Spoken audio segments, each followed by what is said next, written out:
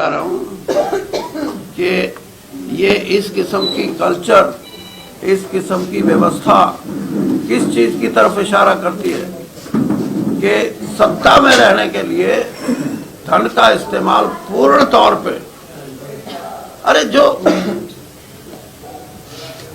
3 सीटें आई बीजेपी की एक बार दिल्ली में, 3 आई थी शुरू में और एक बार 8 आई, और वहां भी कोई ये कहे कि गवर्नमेंट तोड़ो।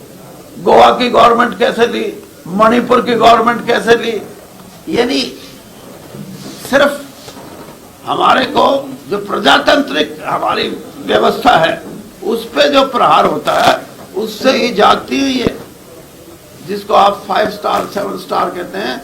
5 स्टार 7 स्टार का मतलब ये है कि लोगों के मन में ये विश्वास हो जाए जो सरकार चलाते हैं कि सत्ता को हथियार अपने साथ जोड़ने के लिए पुख्ता तौर पे सॉलिड तो पैसे का इस्तेमाल किया जाए तो कोई बुराई नहीं। और इस व्यवस्था के खिलाफ लोग लड़ रहे हैं और लड़ाई ये और तेज होगी। सर आप लोग बीजेपी की छोटी आपने ऐसी क्या कमी लगी कि आपको दोबारा कांग्रेस बनाना पड़ा?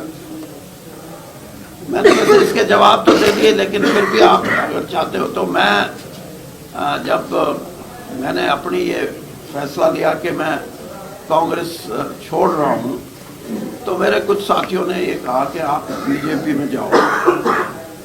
मैं ये समझता था कि बीजेपी की और कांग्रेस की जो विचारधारा है उसमें बहुत बड़ा फर्क नहीं है, कहीं ना कहीं थोड़ा बहुत फर्क हुआ तो मैं एडजस्ट कर लूँगा। और जब मैंने ये देखा, आपके सवाल का जवाब अब है, जब मैंने ये देखा कि वैचारिक रूप से ये बिल्कुल कहीं ना कहीं कांग्रेस का एकदम उल्टा रूप है, तो मैंने ये फैसला लिया कि मैं बीजेपी छोड़ नहीं रहा, बल्कि वैचारिक रूप से कांग्रेस में दोबारा जा रहा हूँ। कई साथियों ने तो वहाँ जब मैंने ज्वाइन किया तो आप जैसे प्रेस के साथियों ने सवाल किया कि आपकी घर वापसी, मैंने कहा घर वापसी अलग बात है, ये वैचारिक रूप से मैंने ये निर्णय लिया। और आपको मैं ये भी बताऊं कि आपके शहर से जो एमपी थे ब्रजेंद्र सिंह, वो अकेला एक एमपी था सारे देश में जो सिटिंग एमपी होते हुए फैसला किया कि मैं कांग्रेस में जाऊंगा ना। अभी जो आप बात हो रही थी 7 स्टार, फैसला पहले भी लिया जा सकता था, 5 साल तक इंतजार किया, लगातार एमपी रहे आपके बेटे, तो 1-2 साल में फैसला लिया जा सकता था।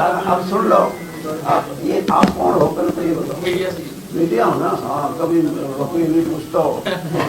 मैंने ये फैसला इसलिए कि इनका जवाब दे रहा हूं मैं कि वीरेंद्र सिंह ये भी नहीं चाहता था कि आपका मीडिया ये कहे यार ये क्या है, कभी इस पार्टी में कभी उस पार्टी में।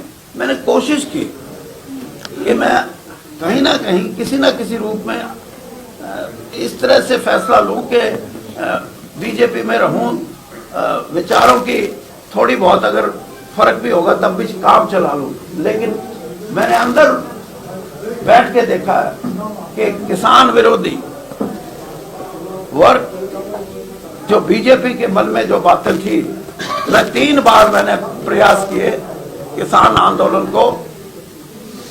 आंदोलन में जो संयुक्त किसान मोर्चा था, उन लोगों ने मुझसे आके कहा कि भाई हमें 9-10 महीने हो गए, आप मेहरबानी करके इनको, आप बीजेपी में हो, इनको कहो।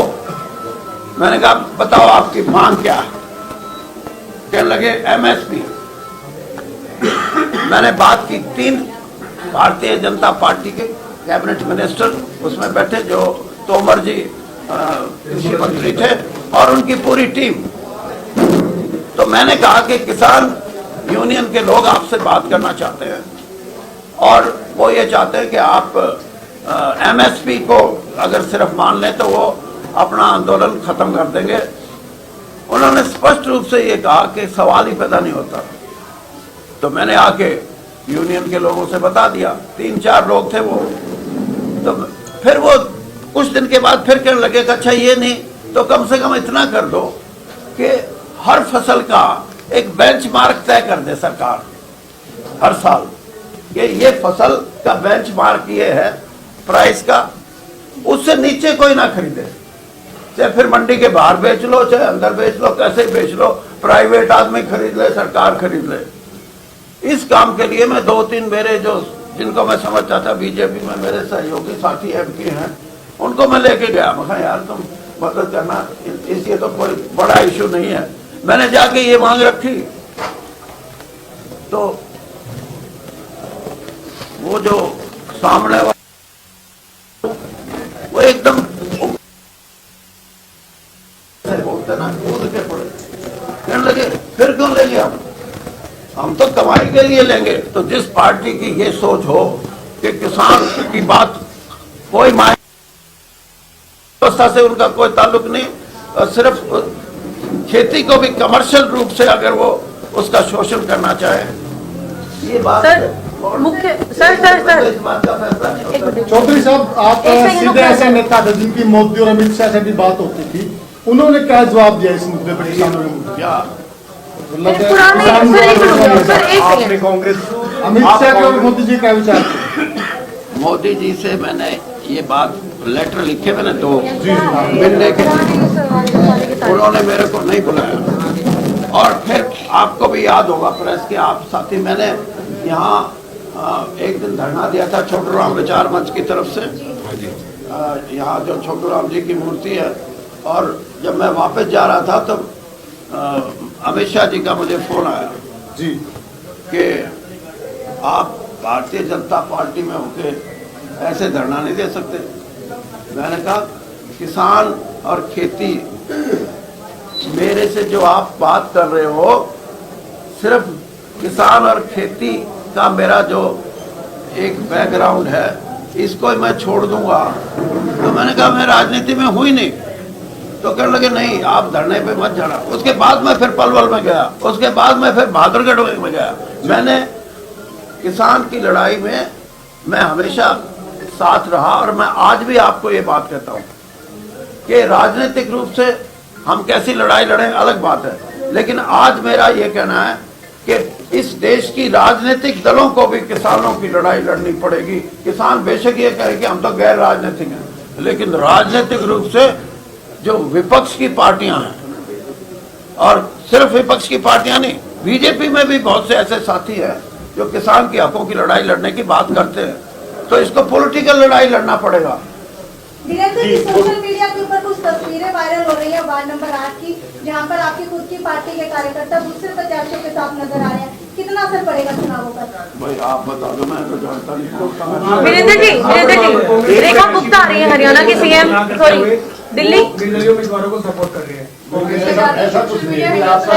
मुकेश सहनी नाम है। वो जो वीडियो बना दिल्ली की सीएम आ रही है रेखा गुप्ता। बोलो भाई, सर एक सेकंड रुक जाओ, एक सेकंड। दिल्ली की मुख्यमंत्री रेखा गुप्ता, दिल्ली की मुख्यमंत्री रेखा गुप्ता आ रही है प्रचार प्रसार करने के लिए, और बल्लभगढ़ विधानसभा की शुरुआत करेंगी। आपका क्या रिएक्शन इस बात को लेकर? इस बात का करेंगे। दिल्ली की जो मुख्यमंत्री बनी है रेखा गुप्ता, वो बल्लभगढ़ विधानसभा में आकर नगर निकाय चुनाव में प्रचार प्रसार करेंगी बीजेपी का। बीजेपी इसको लेकर क्या कहेंगे आप? अच्छा हाँ वो तो है, अब वो करेंगी क्या, इसमें क्या रिएक्शन है?